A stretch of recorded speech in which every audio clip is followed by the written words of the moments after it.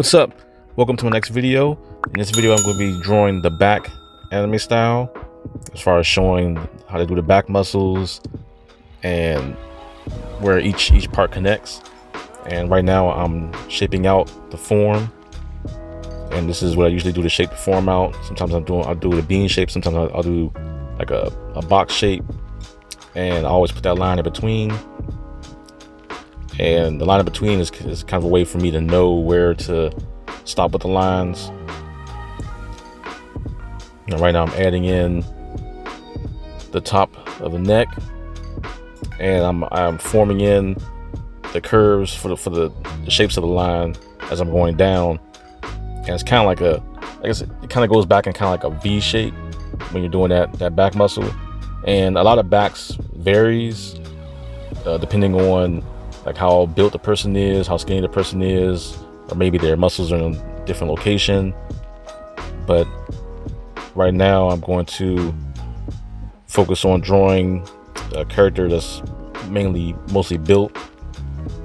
So right now I'm getting in the shoulders, and the shoulders connect into that top area. And right now I'm not really good at naming all the anatomy parts. I just make sure you have like a book with you that shows you where all the muscles go, and you kind of go off of that. That way you kind of stay on track as far as where all the muscles will go, and rather than figuring it all out. But usually this shape is kind of how each back normally goes, minus some muscles that I might be missing, only because I'm not doing a real detailed back. And even then, when you're drawing a decent back, you're not filling in these shapes. I mean, I'm outlining everything, but the back isn't outlined unless you're super ripped, which most people aren't. But the back is mostly smooth, and you're kind of just using cross hatching or shading or colors to form that back area.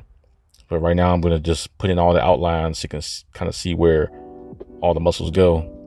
And right now I'm working the butt area, and all the muscles curve. As long as you know how to curve the muscles, overlapping the curves over top of each other, then it's real easy to get the back shape in.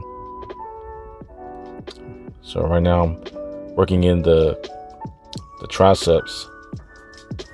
I think the only terms I probably know would be the triceps and biceps, and that's probably it. The shoulders and lats.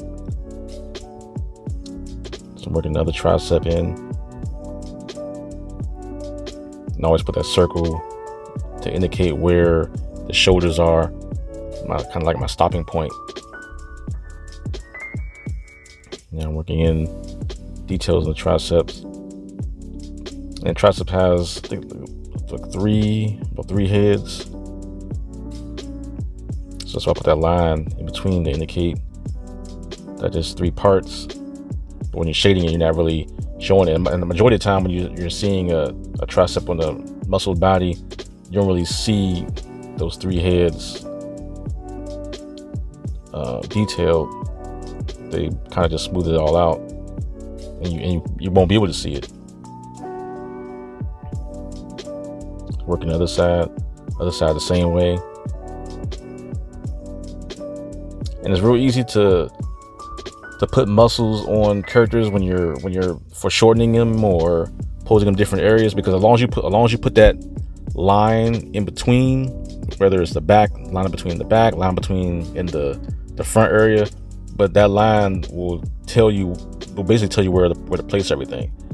And when I do my next video, when I'm posing the figure, I'm gonna lay muscles on that figure, and I'm gonna put a line through it and place muscles on it to show how to use that line to figure out where to place the muscles in the figure, no matter how you're posing it. So right now I'm just darkening the areas up,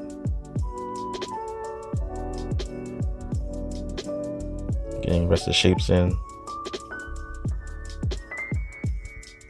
And that's it for the video. If you like what you see, you want to see more videos like this, make sure you like, comment, subscribe, and take care.